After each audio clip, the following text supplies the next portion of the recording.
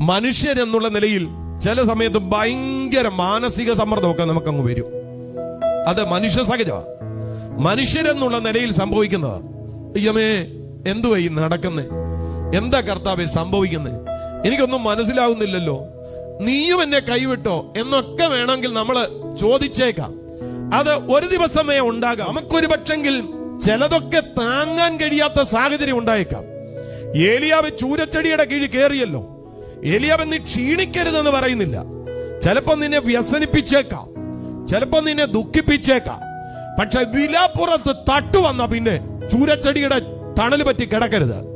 വിലാപ്പുറത്ത് തട്ട് കിട്ടിയാൽ ഇന്നലകളുടെ നിരാശയെ മറന്നോണം, ഇന്നലകളുടെ മരിക്കണമെന്നൊക്കെയുള്ള ചിന്തയെ മറന്നോണം, മടുപ്പിനെ കളഞ്ഞേക്കണം, ഇട്ടിട്ട് ഓടിക്കോണം. അടുത്ത ഒരു ദൂരയാത്രയാണ് നിനക്കുള്ളത്. ദൈവത്തിന്റെ പർവ്വതത്തിൽ കയറ്റാൻ വേണ്ടിയാ. നിന്നെ പഴയതുപോലെ കർമ്മേലിക്കൊണ്ടിരുത്താനല്ല, പഴയതുപോലെ കെരീത്തിക്കൊണ്ടിരുത്താനല്ല, പഴയതുപോലെ സരാപ്തയിലും ഇരുത്താനല്ല. കെരീത്ത് ഒരു കാലഘട്ടത്തിൽ അനുഗ്രഹമായിരുന്നു, സരാഫത്ത് ഒരു കാലഘട്ടത്തിൽ അനുഗ്രഹമായിരുന്നു.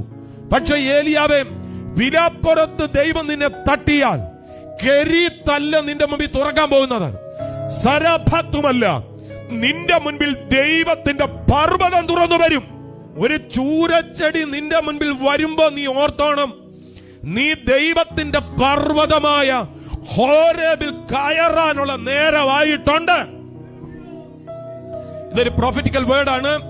നിങ്ങൾക്ക് സ്വീകരിക്കാൻ പറ്റുമെങ്കിൽ ഹൃദയം തുറന്ന് സ്വീകരിച്ചോണം. ഒരിക്കൽ കൂടി ഞാൻ ആ ദൂത് പറയാം. ഒരു ചൂരച്ചെടിയുടെ തണലിൽ നീ കിടക്കുന്നുണ്ടെങ്കിൽ ചില നാളുകൾക്കപ്പുറത്ത്, ചില മാസങ്ങളുടെ അപ്പുറത്ത് നിനക്ക് വേണ്ടി ദൈവം സെറ്റ് ചെയ്ത് വെച്ചിരിക്കുന്ന ദൈവത്തിന്റെ പർവ്വതമായ ഹോരേബുണ്ട്.